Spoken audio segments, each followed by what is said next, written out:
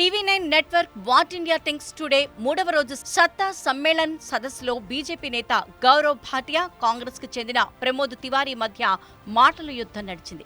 అవినీతికి సంబంధించి ఒకరిపై మరొకరు విమర్శనాస్త్రాలు సంధించుకున్నారు. అవినీతి విషయంలో బీజేపీ మాటలకు చర్యలకు తేడా ఉందని ప్రమోద్ తివారీ అన్నారు. బీజేపీ నేతలు అవినీతి చేస్తే దాన్ని అవినీతిలా చూడరని, వేరే వాళ్ళని మాత్రమే హైలైట్ చేస్తారన్నారు.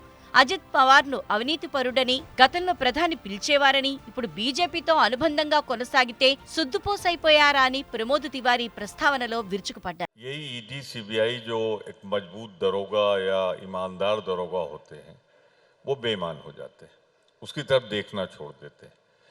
अब महाराष्ट्र में देखिए ना, 3 दिन पहले हमारे माननीय प्रधानमंत्री जी बोले कि 1,40,000 करोड़ के जो गुनहगार हैं एनसीपी में,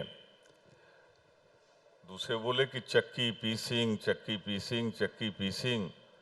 और आज जब वो भाजपा के साथ सरकार में शामिल हो गए हैं तो उनको वो विभाग दिए गए हैं जिसे कहते हैं फाइनेंस। तो यानी कि कल तक इधर था तो चक्की पीसिंग, उधर पहुंच गया तो माल पीसिंग।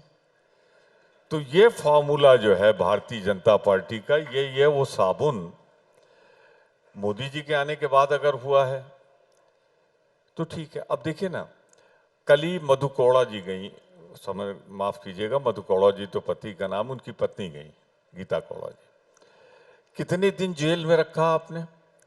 तो जो उनको पालता था, जिसके साथ थे, तो वो तो बेईमान थे, भ्रष्ट थे। अब कल से गई है, देखिएगा क्या होता है।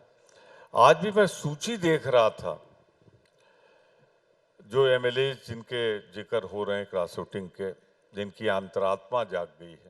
గత 10 ఏళ్లలో నరేంద్ర మోదీ ప్రభుత్వంలో ఎలాంటి అవినీతి జరగలేదని, ప్రధాని మోదీ రికార్డ్ క్లీన్ అని భారతీయ జనతా పార్టీ అధికార ప్రతినిధి గౌరవ్ భాటియా అన్నారు. 56 इंच की छाती हो जाती है हर भारतीय जनता पार्टी के कार्यकर्ता की। 10 साल सत्ता में रहे हैं श्री नरेंद्र मोदी जी प्रधान सेवक बनके। किसी की मजाल नहीं है कि उंगली उठा दे। उनका चरित्र गंगा जल की तरह पवित्र है, उनके दामन पे कोई दाग नहीं है। और इसीलिए आज चुनाव हमारे पास आ चुके हैं। कोई ये नहीं कह रहा कि कौन जीतेगा, लोग ये कह रहे हैं मोदी जी की सीटें कितनी आएंगी। ये होती है पवित्रता की ताकत, जब आप अपने आप को समर्पित कर देते हैं देश के लिए। आपने सवाल किया, मुझे याद है राहुल जी, मैं भूलता नहीं हूँ, याददाश्त मेरी ठीक है, गजनी नहीं हूँ बाकी पार्टियों के नेताओं की तरह।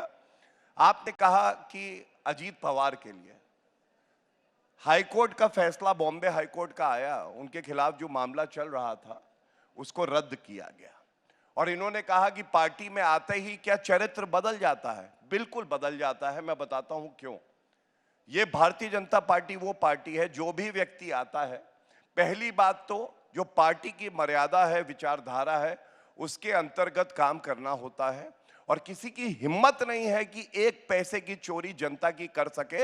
जिन्होंने चोरी करी है, जैसे धीरज साहू, 352 करोड़ रुपया नगद वहां से प्राप्त हुआ, तो उसके खिलाफ भी कार्रवाई हो रही है।